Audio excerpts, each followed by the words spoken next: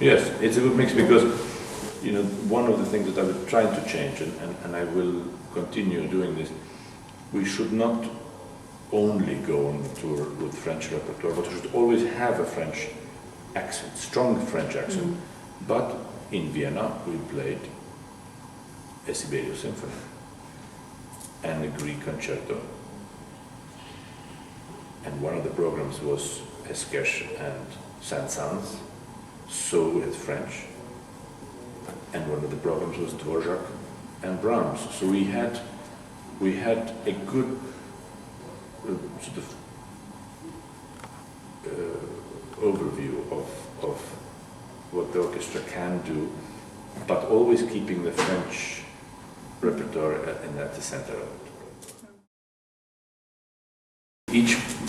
All these pieces that are on the tour are little masterpieces. They're little gems. Some of them are big masterpieces, and some of them are a bit less long, but they're all fantastic pieces. If we talk about Symphonie Fantastique, it's very hard to say anything about that piece because it's probably one of the most original pieces of any music, not only French music. If you start thinking that Symphonie Fantastique is actually written something like 6 or 7 years after Beethoven died, it's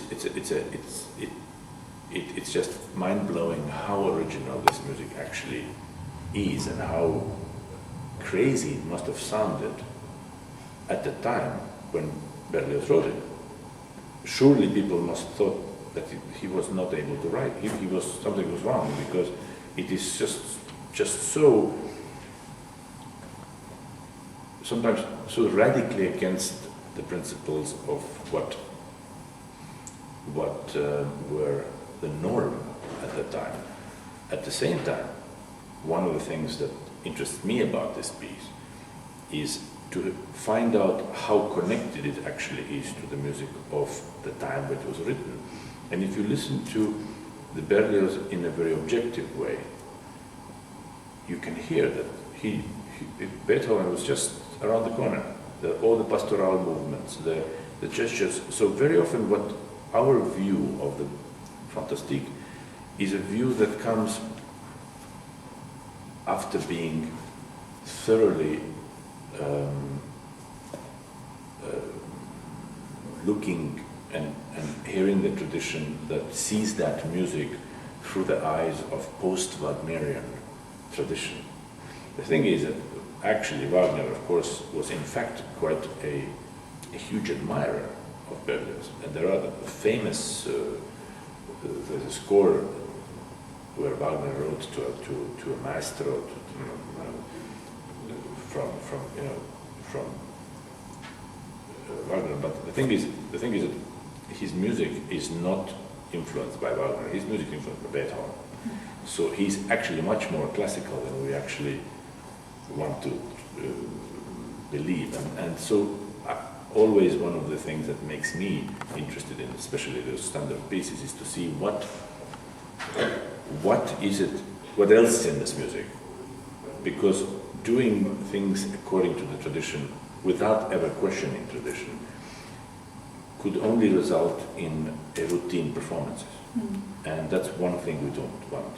We don't want to have a routine performance which said, well, everybody does it this way, so I guess it's supposed to be that way. One needs to look and try to find something that's in the music that is there, but maybe overlooked. If you look at Petrushka, that's another great, maybe one of the greatest theater pieces of the 20th century. It has so much color, it has so much originality, it connects so much with all the things that it sets out to connect. It's dance music. At the same time, it talks about, through the puppets, it talks about some issues in life that are not only for children. It's actually quite a serious psychological story, but it works on many levels. It works for children, it completely works as a good and bad story. For adults, it actually could work as a very, very like a psychological puzzle. The truth is that what really makes it work is a sensational, colorful music of Stravinsky.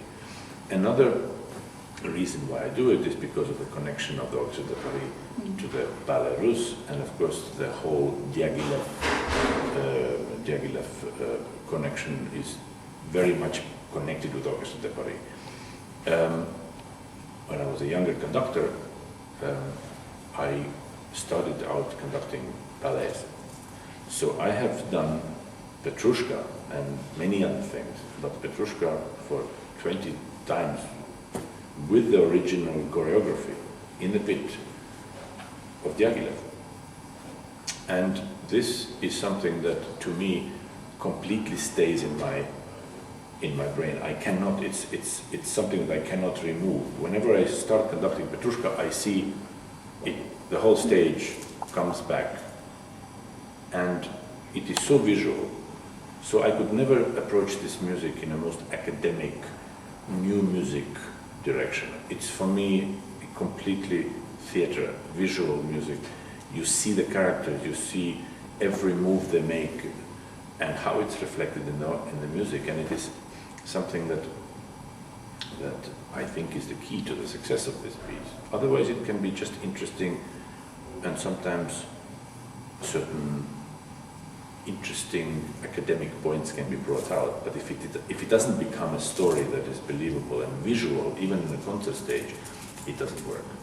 So this is one of the great pieces. We have, of course, Mendelssohn's Violin Concerto with one of my favorite soloists, Akiko Subramanian. She's a great friend and a wonderful musician and human being. I'm always looking forward to her collaboration, and we have worked so many times together. And this is Mendelssohn, which of course is one of the great masterpieces. Ravel Concerto with David Frey. David Frey is a sensational, very interesting, very original, very unique artist, and I'm very much looking forward to exploring the Ravel Concerto. I grew up with a Ravel Concerto, sort of a la Bernstein, who was my teacher, who made this thing so incredibly sexy and full of just sensuousness and also fun at the end and so on. And I loved him, and he was such an important person in my life as a musician. But every piece has its way to transform itself if it's in the hands of a master, and that is why we are doing the same pieces, so we can find other point of view and different approaches. So